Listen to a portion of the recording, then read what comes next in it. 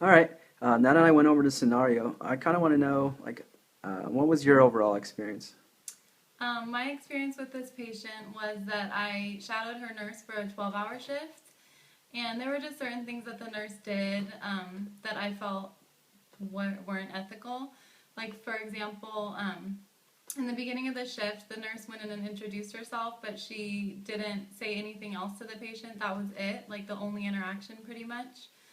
And also, when my nurse was giving the patient her G tube feeding, because the patient had a G tube, she accidentally turned the nozzle the wrong way, or the valve the wrong way, and some of the residual from the patient's stomach went on the bed.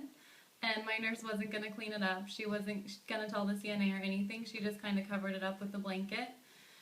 Um, Also, during my physical assessment, I noticed that there were some feces on the patient's compression devices, and but they just had been completely overlooked by my nurse because she had done her physical assessment before me, and I just didn't think that was right. Okay. What do you think was unethical about this whole ordeal? I felt like it was unethical just because she was treating my patient differently from the others, just because she obviously didn't think she was aware of what was going on.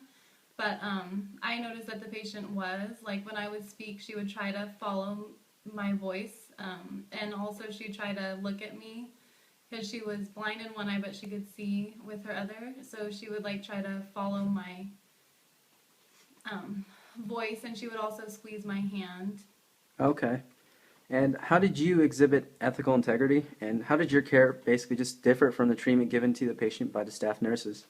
Um, just with a patient like this, she was almost completely paralyzed.